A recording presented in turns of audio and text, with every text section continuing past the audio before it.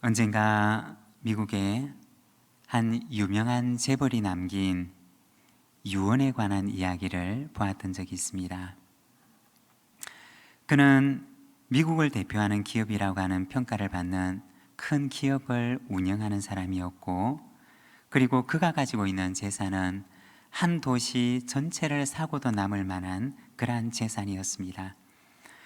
그가 세상을 떠날 때 남긴 유산은 우리 돈으로 환산을 하게 되면 약 200조에 가까운 돈이었습니다.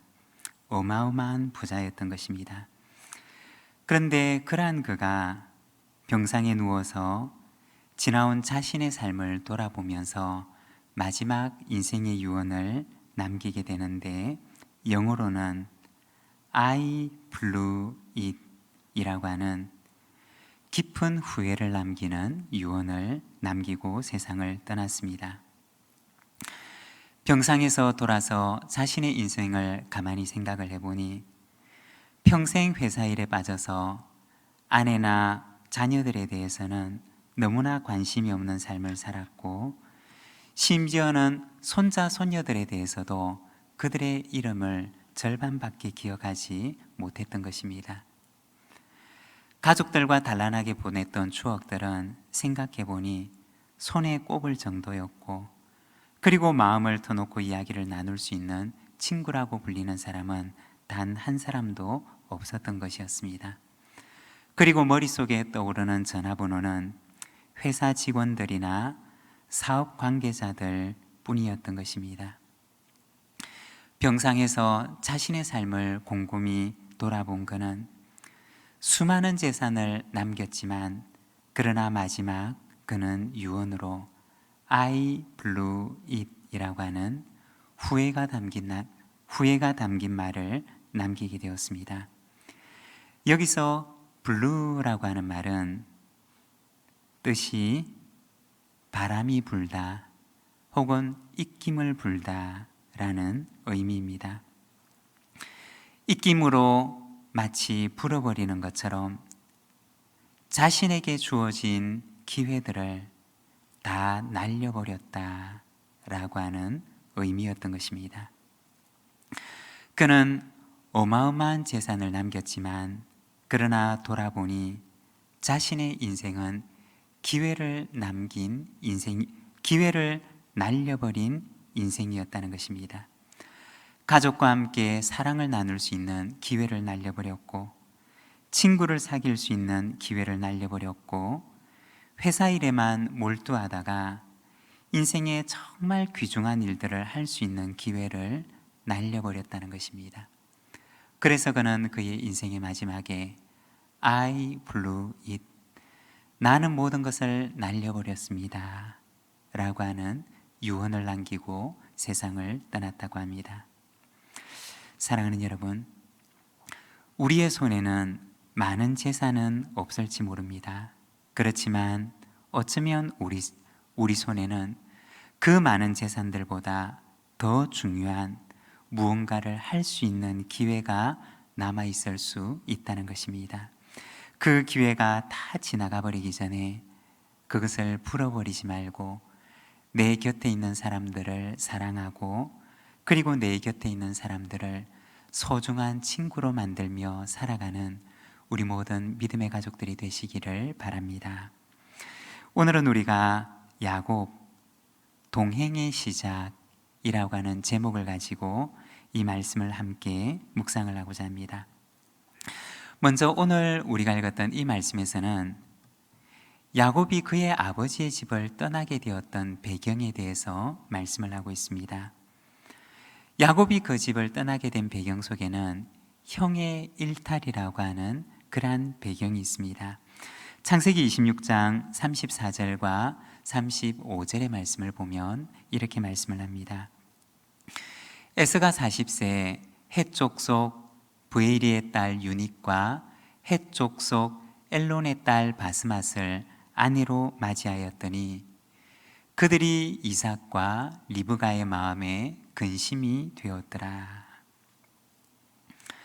여기에 보면 헷 족속의 딸들을 아내로 맞이하는 에서의 모습을 보여주는 것입니다. 우리가 에서의 삶을 보게 되면 어쩌면 이 에서의 삶이라고 하는 것은 야곱에게 복을 빼앗긴 삶이 아니라 우리가 다시 한번 돌이켜 생각을 해보면 이 에서는 스스로 하나님의 복에서 멀어져 간 삶을 살았다는 것입니다. 팥죽 한 그릇 때문에, 그리고 야곱이 그 아버지를 속여서 자신이 받아야 할 복을 빼앗아 갔다기보다는 에서의 삶을 보게 되면 에서의 삶은 자신 스스로 하나님의 복에서 한 발자국씩 한 발자국씩 멀어져 가는 삶을 살아가고 있었던 것입니다. 믿음의 유산이라고 하는 이 영적인 유산을 이어갈 수 있는 사람으로 살지 않고 그의 삶을 보게 되면 그의 믿음이나 그의 영성이나 그의 삶이 하나님의 복과는 상관이 없는 삶을 향해서 그는 한 걸음씩 한 걸음씩 거기에서 떠나고 있었다는 것입니다. 에서의 삶을 다른 말로 표현하면 무엇이라고 얘기할 수가 있을까요? 그것은 바로 세속화였던 것입니다. 세상을 닮아가는 것, 세상을 거룩하게 만드는 하나님의 능력의 백성으로 살아가는 것이 아니라 에서의 삶은 점점 세상을 닮아가는 세속화의 삶을 살아가고 있었던 것입니다. 그리고 이와 같은 에서의 삶은 그의 부모 이삭과 리브가의 마음 가운데 큰 근심이 되었던 것입니다. 그리고 오늘 우리가 읽었던 본문 8절에 보면 에서가 또 본즉 가나안 사람의 딸들이 그의 아버지 이삭을 기쁘게 하지 못하는지라고 말씀을 합니다. 아버지의 기쁨이 되지 못하는, 그 부모의 기쁨이 되지 못하는 아내들의 모습을 보여주고, 그리고 에서의 삶은 늘 부모에게 근심이었고, 그리고 부모에게는 기쁨이 되지 못하는 그러한 가정을 이루어 갔다는 것입니다. 왜 그랬을까요? 가나안의 문화, 가나안의 신앙, 가나안화되어가는 에서의 가정의 모습은 그의 부모 이삭과 리브가에게 있어서는 결코 기뻐할 수가 없는 모습이었다는 것입니다. 여러분, 오늘 우리가 이 말씀을 보면서 우리의 모습을 돌아본다면 어떠할까요? 우리의 가정의 모습을 우리가 돌아본다면 우리의 가정의 모습은 어떠할까요? 하나님께서 우리의 가정의 모습을 보시면 우리 가정의 모습은 정말 하나님의 기쁨이 되는 가정일까요? 여러분, 우리의 가정이, 그리고 우리의 모습이 스스로 하나님의 복에서 떠나는 삶이 아니라 하나님의 복에 점점 가까워져 가는 거룩한 하나님의 능력으로 충만한 그러한 믿음의 가정을 이루며 살아가는 저와 여러분, 우리 모든 믿음의 가족들의 가정이 되시기를 바랍니다. 이와 같은 배경 속에서 이삭은 그 아내 리브가의 청을 받아들여서 야곱을 그의 외삼촌 라반의 집에 보내기로 결정을 했던 것입니다. 거룩한 가정을 이루었으면 하는 그 소망 속에서 그의 부모는 야곱에게 먼 길을 떠나보냈던 것입니다. 그렇지만 이 길은 그 부모에게는 거룩한 소망이 담겨져 있는 길이었지만, 그러나 야곱에게는 정말 외롭고 또한 힘든 길이었을 것입니다. 한 번도 부모님의 집을 떠난 적이 없는 이 야곱에게 있어서 외삼촌이 있는 밧단 아람으로 가는 그 길은 참으로 외로운 여정이었던 것입니다. 오늘 우리가 읽었던 본문 10절과 11절의 말씀을 보면 길을 떠나는 야곱의 모습을 보여줍니다. 우리 10절과 11절의 말씀을 함께 봉독하겠습니다.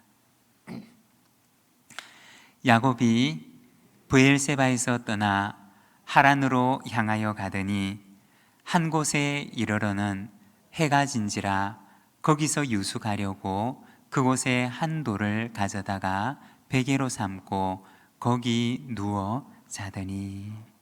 여기 보면 야곱이 부모의 보냄을 받아서 외삼촌 라반의 집을 향해서 가는데 한 곳에 이르러서 그가 베개할 만한 돌 하나를 가지고 그것을 베고 길에서 잠이 드는 야곱의 모습을 보여주고 있습니다. 인생의 가장 외로운 순간을 맞이한 이 야곱에게, 부모를 떠나서 홀로 살아가야 하는 이 야곱에게 하나님께서 찾아오셔서 야곱의 손을 잡으시고 그와 함께 동행의 길을 걸어가시는 모습을 오늘 본문은 우리에게 보여주는 것입니다. 오늘은 우리가 야곱, 동행의 시작이라고 하는 제목을 가지고 하나님과의 동행에 대해서 우리가 잠시 이 말씀을 함께 묵상하고자 합니다. 여러분, 동행이란 무엇일까요? 먼저 첫 번째는 동행이란 만남을 가리키는 것입니다. 동행은 어디에서 시작하느냐? 바로 만남에서 시작한다는 것입니다. 우리가 만일 누군가와 동행을 하고자 한다면 먼저 그와의 만남이 이루어져야 한다는 것입니다. 오늘 우리가 읽었던 이 창세기 28장의 말씀은 야곱과 하나님과의 만남의 이야기를 기록하고 있습니다. 야곱이 하나님을 인격적으로 처음 만나는 그 모습을 우리에게 보여주고 있는 것입니다. 12절에서 15절까지 말씀을 보면 이렇게 말씀을 합니다. 꿈에 본즉 사닥다리가 땅 위에 서 있는데 그 꼭대기가 하늘에 닿았고, 또 본즉 하나님의 사자들이 그 위에서 오르락 내리락 하고, 또 본즉 여호와께서 그 위에 서서 이르시되 나는 여호와니 너의 조부 아브라함의 하나님이요 이삭의 하나님이라. 내가 누워있는 땅을 내가 너와 내 자손에게 주리니 내 자손이 땅의 티끌같이 되어 내가 서쪽과 동쪽과 북쪽과 남쪽으로 퍼져갈지며 땅의 모든 족속이 너와 내 자손으로 말미암아 복을 받으리라. 내가 너와 함께 있어 내가 어디로 가든지 너를 지키며 너를 이끌어 이 땅으로 돌아오게 할지라. 내가 네게 허락한 것을 다 이루기까지 너를 떠나지 아니하리라 하신지라. 우리가 방금 읽었던 이 말씀에 보면 야곱이 그 한 곳에 이르러서 한 돌을 가지고 베개를 삼고 잠을 청하는데, 거기에 보면 꿈에 본즉 또 본즉 또 본즉 이라고 하시면서 야곱이 그날 밤에 너무나 생생하게 보았던 장면을 이 창세기 28장에는 기록을 하고 있습니다. 그리고 그 꿈에 하나님께서 야곱에게 나타나셔서 말씀하시는데, 하나님께서 야곱을 가리켜서 너라고 부르시는 것입니다. 그 전까지만 해도 야곱에게 있어서 하나님은 할아버지의 하나님이었고 또한 아버지의 하나님이었고, 그냥 할아버지를 통해서 그리고 아버지를 통해서 들었던 하나님이었는데, 그런데 이날 하나님께서 그에게 나타나셔서 이 야곱을 향하여 너라고 부르셨던 것입니다. 이날은 바로 야곱과 하나님이 처음으로 인격적인 만남을 가지는 만남이었던 것입니다. 그 전까지만 해도 야곱에게 있어서 하나님은 언제나 제3자였지만, 그러나 이날 하나님께서 야곱을 찾아오시는데 야곱을 가리켜서 너라고 부르시고 야곱과 직접 언약을 맺으시고 그리고 직접 말씀하시면서 야곱의 하나님, 나의 하나님으로 만나는 그러한 만남이 바로 이날 야곱에게 일어났던 것이었습니다. 그리고 이것이 바로 야곱의 동행의 출발이었던 것입니다. 하나님과 야곱의 그 동행이 시작되는 순간이었다는 것입니다. 여러분, 동행은 어디에서 시작할까요? 그것은 바로 만남에서 시작하는 것입니다. 하나님과의 만남에서 바로 이 동행이 시작하는 것입니다. 야곱은 이곳에서 그의 인생의 처음으로 하나님과 직접적인 인격적인 만남을 가지게 되었던 것입니다. 그리고 16절에 보면 야곱은 고백하기를, 야곱이 잠이 깨어 이르되 여호와께서 과연 여기 계시거늘 내가 알지 못하였도다 라고 이야기를 합니다. 여러분, 우리가 야곱의 이 고백을 보게 되면 정말 하나님께서는 지금까지는 야곱의 곁에 계시지 않다가 이때 처음으로 야곱을 만나주신 것이었을까요? 지금까지는 야곱과 함께 하시지 않다가 이날부터 하나님께서 야곱과 함께 하시기로 야곱을 처음 만나주셨던 것일까요? 우리가 성경을 보게 되면 사실은 그렇지를 않았습니다. 하나님께서는 야곱의 출생 때에도 그와 함께 계셨고, 야곱이 출생하기 이전에도 하나님께서 어머니 리브가에게 찾아오셔서 그에게 말씀하셨던 것입니다. 하나님께서는 이날 야곱이 그의 아버지 집을 떠나는 그 순간 그에게 찾아오셨던 것이 아니라 사실은 야곱이 출생하기 이전부터, 그의 출생의 시간부터 언제나 하나님께서는 야곱의 인생과 함께하고 계셨던 것입니다. 언제나 그의 곁에 계셨고 언제나 그와 함께 계셨지만, 그러나 야곱은 이날 처음으로 그의 곁에 계시는 하나님을 깨닫게 되었던 것입니다. 사랑하는 여러분, 하나님께서는 우리의 인생 가운데 우리의 출생 혹은 우리의 출생 이전부터 나를 알고 계시고 나와 함께 하시며 내 인생의 그 어떤 순간에도 내 곁을 떠난 적이 없으시고 언제나 우리와 함께 계셨음을 믿습니다.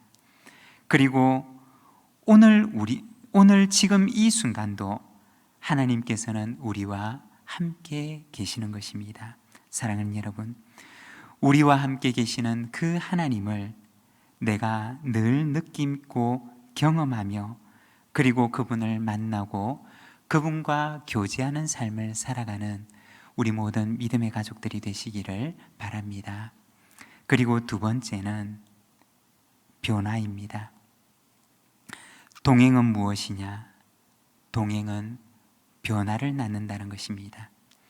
18절과 19절의 말씀입니다. 우리 자막을 보면서 함께 읽겠습니다.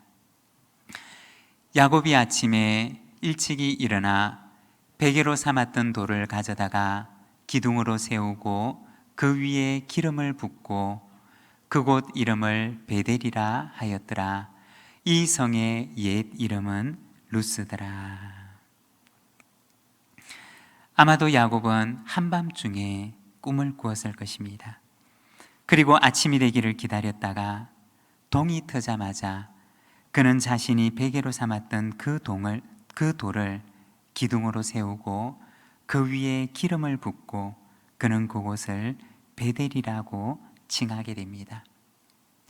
당시에 기름을 붓는다라고 하는 것은 그곳을 거룩한 곳으로 삼는다라고 하는 의미였습니다. 야곱은 그곳에 기름을 붓고서 그곳을 특별한 곳, 그곳을 거룩한 곳으로 삼았던 것입니다. 그리고 그곳에 이름을 지어 부르기를 베델이라고 부르게 됩니다. 고고학적인 발굴에 따르면 야곱이 잠을 청했던 그곳에는 이미 커다란 성읍이 형성되어 있었다고 합니다. 그리고 오늘 본문에 보면 이미 그곳은 루스라고 하는 이름을 가진 곳이었다고 이야기를 하고 있습니다. 이미 그곳에는 커다란 성읍이 있었고 사람들은 그곳을 가리켜서 루스라고 부르는 곳이었습니다. 그렇지만 야곱은 그날 밤 꿈을 꾸고 그 아침에 일어나서 자신이 베개하였던 그 돌에 기름을 붓고는 그곳을 새 이름으로 부르게 되는데 베델이라고 하는 이름으로 부르게 되었던 것입니다. 베델이라고 하는 이름의 뜻은 하나님의 집이라고 하는 의미입니다.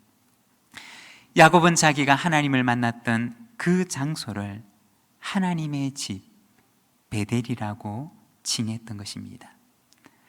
그 당시 그곳은 모든 사람들에게 있어서는 루스였지만, 루스라고 불리는 큰 성읍이 있는 곳이었지만, 그러나 야곱에게 있어서 그곳은 루스가 아니라 베델이었던 것입니다. 그가 하나님을 만난 곳이었고, 하나님께서 그를 만나 주신 곳이었고, 하나님께서 그에게 찾아오셔서 내가 너를 떠나지 않을 것이라고 말씀하시며 내가 너를 다시 이곳으로 평안하게 돌아오게 할 것이라고 약속하셨던 하나님의 약속이 담긴 장소였던 것입니다.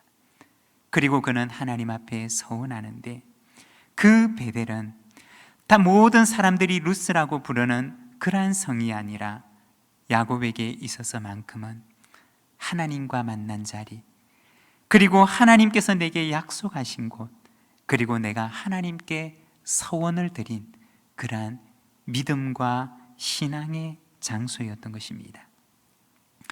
여러분, 하나님과 만나는 곳에는 바로 이와 같은 일이 일어난다는 것입니다. 세상 사람들에게는 루스이지만 그러나 나에게 있어서만큼은 그곳이 루스가 아니라 베델이 되는 역사가 일어난다는 것입니다. 루스가 베델로 변하는 역사가 하나님을 만나는 곳에는 일어난다는 것입니다. 세속도시였던 루스였지만 그러나 야곱에게 있어서만큼은 그곳은 베델이라고 하는 거룩한 의미가 있는 도시가 되었던 것입니다. 바로 그곳에서 거룩한 변화가 일어났던 것입니다. 하나님과의 동행은 우리의 삶 가운데 이와 같은 변화를 만들어낸다는 것입니다. 우리가 하나님을 만나게 되면 베델이 루스가 베델이 되는 것처럼 우리의 세속적인 인생관이 신앙의 인생관으로 변화가 되고 우리의 세속적인 세계관이 신앙적인 세계관으로 변화가 되고 인생을 바라보는 관점이, 세계를 바라보는 관점이 우리 안에서 변하게 된다는 것입니다. 간혹 우리가 그러한 이야기들을 하는 것을 보게 됩니다. 부부가 오랫동안 함께 살다가 보면 서로 닮아간다는 이야기들을 합니다. 말투도 닮아가고 식성도 닮아가고 생긴 모습도 서로 닮아간다는 것입니다. 여러분, 하나님과 오래 동행하면 어떤 일이 일어나게 될까요? 하나님과 오래 동행하는 그 사람에게도 역시 그와 같은 변화가 일어나는데 그의 말투가 하나님을 닮아가게 되고 그의 모습이 하나님을 닮아가게 되고 그의 성품이 하나님을 닮아가게 되는 것입니다. 우리의 모습이 주님을 닮은 모습으로 변화가 되는 것입니다. 우리의 마음이 변화가 되고 우리의 시선이 변화가 되고 우리의 삶이 변화되는 것입니다. 사랑하는 여러분, 이 한 해 주님과 함께 동행하는 우리 믿음의 가족들이 되시기를 바랍니다. 주님과 동행함으로 내 말투도, 내 성품도, 내 마음도, 내 시선도, 그리고 살아가는 나의 삶의 방식도 주님의 모습으로 바뀌게 되는 역사가, 그와 같은 변화가 우리의 삶 속에도 일어나게 되기를 소망합니다. 그리고 세 번째는 사랑과 헌신입니다. 동행은 사랑을 낳고 그리고 동행은 헌신을 낳는다는 것입니다. 오늘 우리가 읽었던 본문 20절에서 22절까지 말씀을 우리가 함께 읽겠습니다.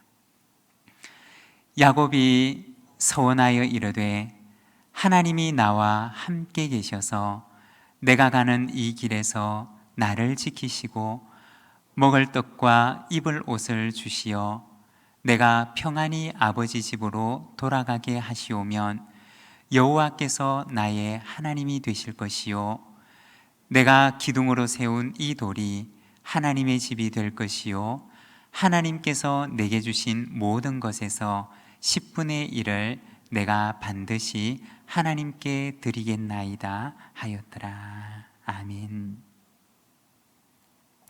여기 이 말씀을 보게 되면 야곱의 서원에 관한 말씀을 보여줍니다. 하나님께 처음으로 드려지는 11조의 헌신에 관한 말씀이 바로 이 창세기 28장에 등장을 하게 됩니다.